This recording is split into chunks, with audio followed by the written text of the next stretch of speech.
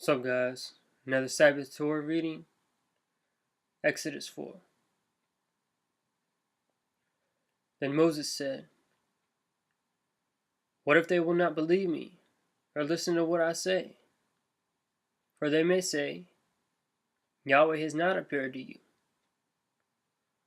Yahweh said to him, "What is that in your hand?" And he said, "A staff." Then he said, "Throw it on the ground." So he threw it on the ground, and it became a serpent, and Moses fled from it. But Yahweh said to Moses, "Stretch out your hand, and grasp it by its tail." So he stretched out his hand and caught it by the tail, and it became a staff in his hand, that they may believe that Yahweh, the God of their fathers, the God of Abraham, the God of Isaac, and the God of Jacob, has appeared to you. The Lord furthermore said to him, Yahweh furthermore said to him, "Now put your hand into your bosom." And he put his hand into his bosom. And when he took it out, behold, his hand was leprous as snow, like snow. Into his bosom. Bosom is like chest. So he put his hand into his shirt or something. Took it out. It was leprous. Then he said, "Put your hand into your bosom again." So he put his hand into his bosom again. And when he took it out of his bosom, behold, it was restored like the rest of his flesh. If they will not believe you, or heed the witness of the first sign, they may believe the witness of the last sign. And if they will not believe even these two signs, or heed what you say. Before I finish reading what I'm reading, I just found this interesting right here. If they will not believe you, I don't know the actual word in Hebrew and how it aligns with the Greek in Revelation, but if they will not believe you or heed the witness of the first sign, they may believe the witness of the last sign. Two witnesses. But if they will not believe even these two signs, or heed what you say, then you shall take some water from the Nile, and pour it on the dry ground. And the water which you take from the Nile will be blood on the dry ground. And that actually wasn't fulfilled back then. So some people think Moses is going to be one of the two witnesses, which is interesting, the way with what I just pointed out. But some people think Moses is going to be one of the two witnesses because, for one reason, because that wasn't fulfilled. Another reason, the two witnesses call down plagues like Moses did. Then Moses said to Yahweh, "Please, Lord, I have never been eloquent, neither recently, nor in time past, nor since you have spoken to your servant, for I am slow of speech and slow of tongue." Yahweh said to him, "Who has made man's mouth? Or who makes him mute, or deaf, or seeing, or blind? Is it not I, Yahweh? Now then, go, and I, even God, will be with your mouth, and teach you what you are to say." But Moses said, "Please, Lord, now send a message by whomever you will." Then the anger of the Lord burned against Moses.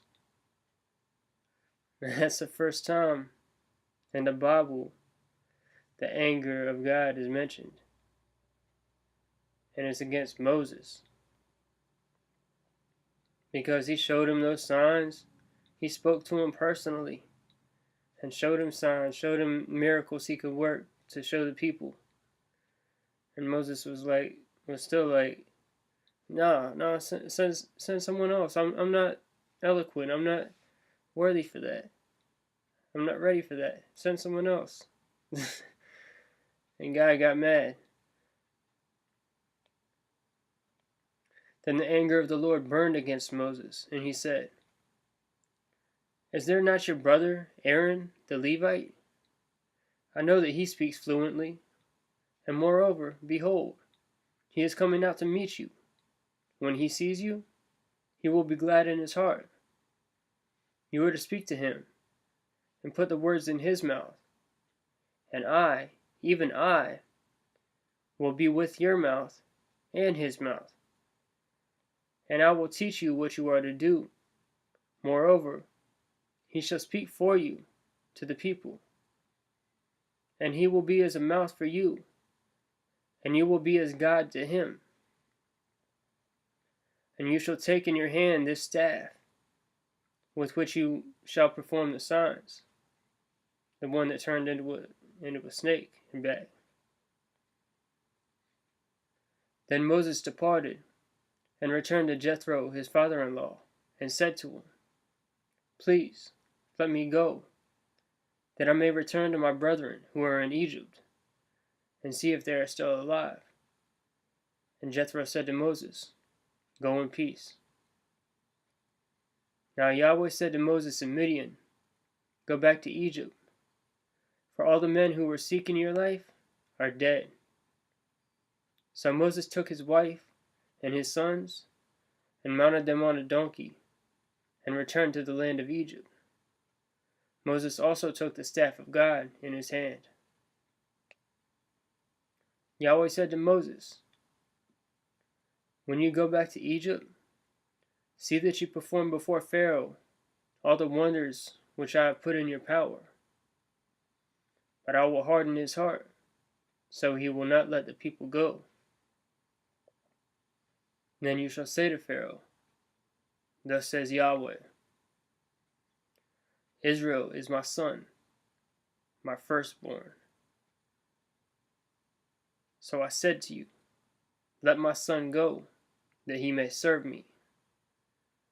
But you have refused to let him go. Behold, I will kill your son, your firstborn.' Now it came about at the lodging place on the way that Yahweh met him and sought to put him to death, Moses. Then Zipporah took a flint and cut off her son's foreskin and threw it at Moses' feet. And she said, 'You are indeed a bridegroom of blood to me.' So he let him alone.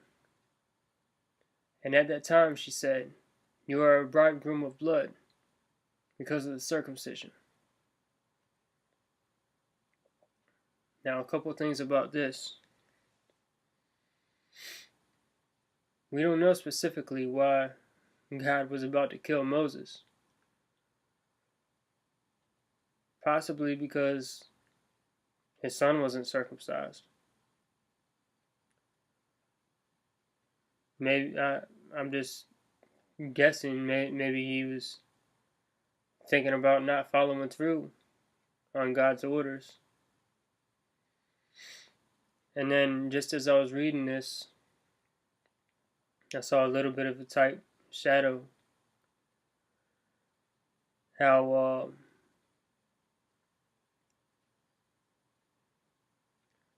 you are indeed a bridegroom of blood to me. Bridegroom of blood because of the circumcision. And Moses represents Jesus. Circumcision of the heart.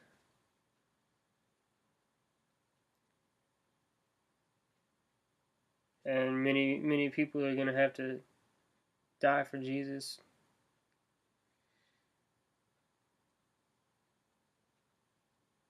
In the process of being circumcised in the heart. Now Yahweh said to Aaron, "Go meet Moses in the wilderness." So he went and met him at the mountain of God and kissed him.